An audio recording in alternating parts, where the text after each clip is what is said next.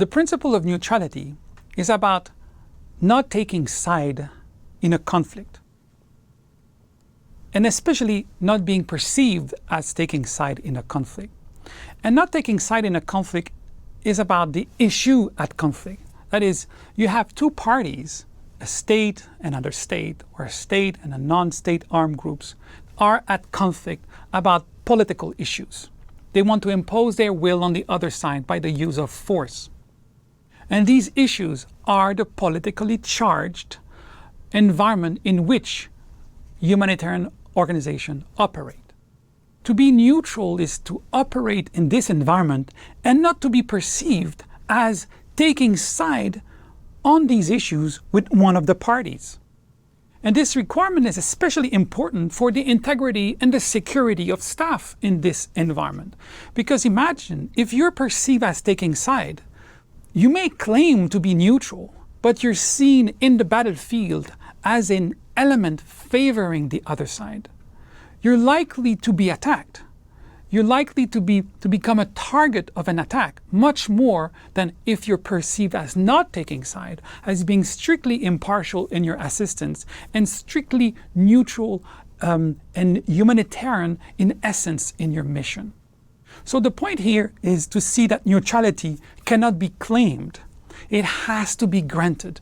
And it goes back to the concept of neutrality from the Concert of Europe of 1815 and the notion of neutrality of Switzerland, for example, where Europe wanted to create a neutral space to end the conflict. You know, we see the Swiss as being neutral, but before 1815, they were nothing but participants, belligerents in the armies of all over Europe. Swiss were the best mercenaries in Europe. One of the general of Napoleon was a Swiss, so the Switzerland was granted neutrality with the promise that they would not engage in hostility, not taking side. And the concept of neutrality came from that notion. It is no surprise that the Geneva Convention and the concept of neutrality arise from the Swiss experience, is that you can demonstrate your neutrality by not taking side, and then you have the privilege of neutrality. That is, you're not considered to taking side, therefore you cannot be attacked. Your convoys are protected. You're not seen as an asset of the belligerents. So as far as humanitarian actors are concerned, to be neutral is to be seen by the parties as providing strictly humanitarian and impartial assistance and preserving yourself from the effect of hostilities.